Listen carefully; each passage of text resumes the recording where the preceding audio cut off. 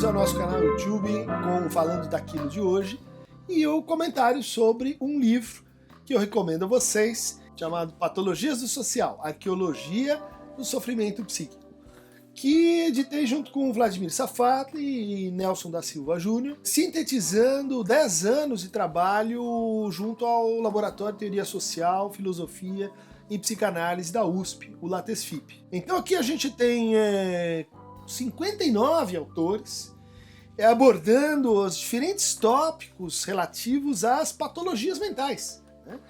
E ele começou esse projeto como uma espécie de tentativa de desconstruir o DSM, o sistema DSM, né? A forma de pensar o sofrimento, reduzindo ele a um conjunto de sintomas, né? E reduzindo o conjunto de sintomas a um conjunto de sinais, sem que entre eles houvesse qualquer hipótese assim, de etiologia, de unidade, de causa comum ou de história, né, que os reunisse para aquela pessoa que os experimenta. Então esse trabalho ele tem um sentido crítico em relação à industrialização, à pasteurização, à forma alienada como a gente vem tratando a experiência de sofrimento, né? E quando eu digo a gente vem tratando, é um certo momento na nossa organização social, dos nossos modos de produção, dos nossos modos de individualização, dos nossos modos de considerar e ler o sofrimento, tanto o próprio quanto o do outro, né? Então nós estamos falando aí da epidemia de depressão. Como é que foi produzido esse conceito, né, de depressão? Nós estamos falando aí da epidemia de anorexia, bulimia. Como é que isso nasceu? Quando isso começou? Nós estamos falando aí da aparição e desaparição de categorias no DSM, né? O Manual Diagnóstico Estatístico da Associação Psiquiátrica Americana, mas também do CID-10, né? Classificação Internacional de Doenças, que tem lá sua jurisprudência, o seu código, de que diz, bom, aqui começa o sintoma, aqui tem o que dá para ser tratado, e antes daquilo, bom, a gente não se pronuncia, a gente não pensa, a gente não considera, né? Quer dizer, a nossa hipótese, como o título já diz, né, é de que há patologias do social, né, no duplo sentido, de que as formas como a gente sofre, elas informam, elas falam da forma como a gente vive, da forma como a gente deseja, da forma como a gente usa a linguagem, da forma como a gente está com o outro, né?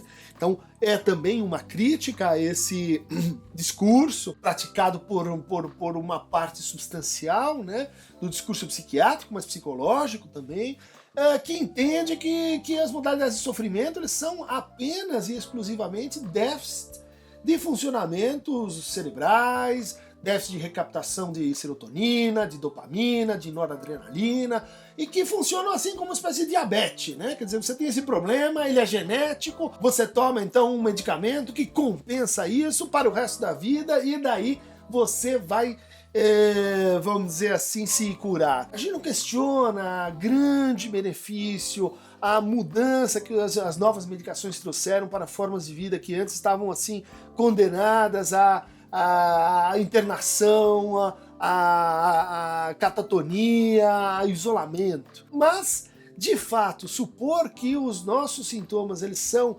indiferentes às nossas narrativas de sofrimento, ao nosso mal-estar, à condição existenciária que nos atravessa, é uma hipótese que merece uma desconstrução crítica. Foi a tarefa desse livro produzir essa arqueologia do sofrimento, né? Trabalhando com história, com antropologia, com a ontologia do negativo, que é uma das nossas premissas de base. A gente abordou, né, tanto a função do caso clínico como um caso social, quanto a ideia de que há uma nova localização para o sofrimento no corpo, né? Tanto no corpo como imagem, como o corpo como interioridade dos órgãos, como o corpo enquanto lugar de fala. A gente passou também pela produção da anomia, né, da anomia enquanto categoria social, e sua relação com a hipótese dada pelo Lacan, lá em 1938, do declínio da função social da imago paterna, né? Então a gente foi discutir a pertinência, a procedência, né, das relações,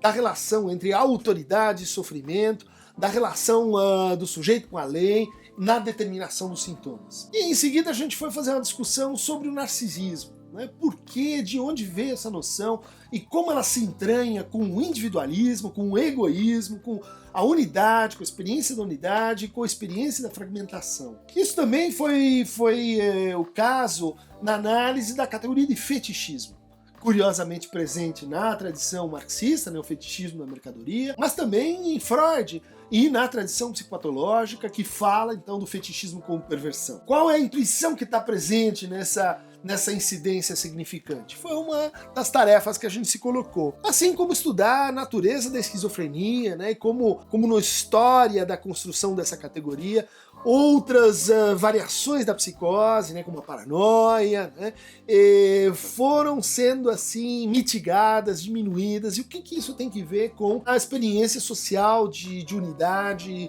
e a recusa da fragmentação. A paranoia e a histeria são também duas formas de sofrimento que são investigadas nesse livro, então com essa perspectiva de desconstrução crítica. Quem tem interesse, é o produto de 10 anos de pesquisa, publicado agora pela Editora Autêntica de Belo Horizonte. É um programa, se vocês quiserem, para propor uma modalidade de psicopatologia crítica. A gente precisa parar de pensar a psicopatologia como um campo assim dominado apenas pelas determinações da natureza e pensar junto, né? Pensar o corpo e a linguagem e pensar o trabalho também como funções decisivas das patologias do social.